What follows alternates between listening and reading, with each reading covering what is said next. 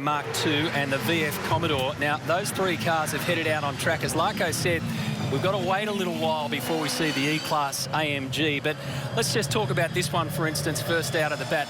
This is going to be the biggest change that we'll see in V8 supercars, that Nissan's back out there.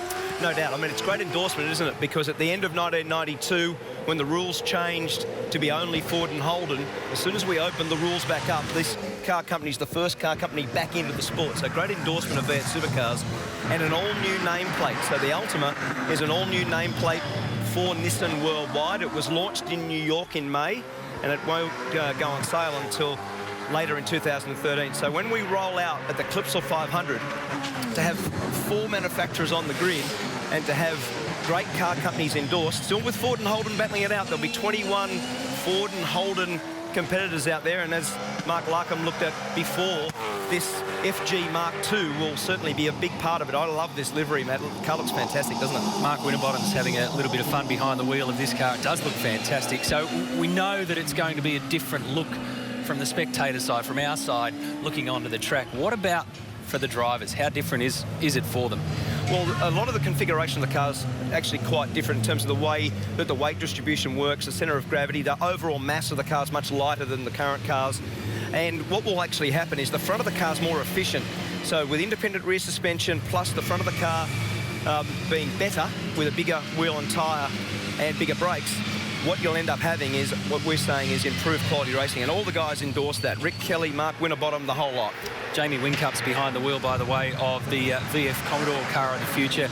We're trying to coordinate, if we can, here to get Rick Kelly, Mark Winterbottom and J Dub in a bit of a form finish, if you like, so we can have a look at all three cars side by side. But given the fact that they're race car drivers, trying to coordinate this is not as easy as you can imagine. But there you go. There's 3 out of the 4 that will be rolling out in 2013. In terms of the teams, the owners, the category as a whole, what difference will it make? Oh, look, this is, as I said, it's the future of the category. And isn't that great images of Australia Avenue? Hope they don't bump each other yet. It's all too new for this. That's Mark Winterbottom and Jamie Whincup, Rick Kelly on board there with the Nissan. So for us, it means that all the teams will have these cars built. A lot of the teams now are selling those cars down into our development series.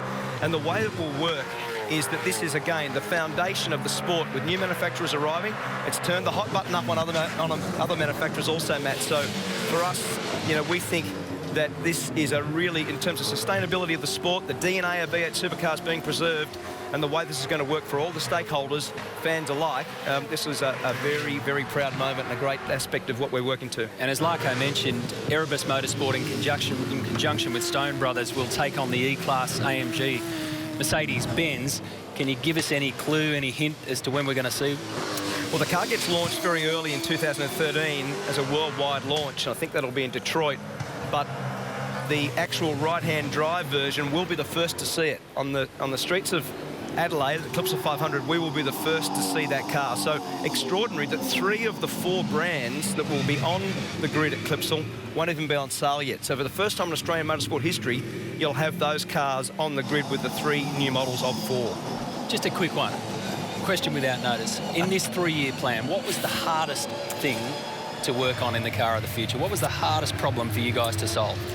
Well, I think the big thing is that when you've got great product, evolution, not revolution, is important. So V8 supercar DNA, we've got to preserve that, and we've got to make sure these cars look like the cars that are on showroom floors. You know, we've seen over the years the sort of patronage that we've got in this fantastic red versus blue concept. Red versus blue is still alive, but the reality is for us that we're going to have new cars on the grid, which I'm very, very excited about, Matt. It's a fantastic time for the sport.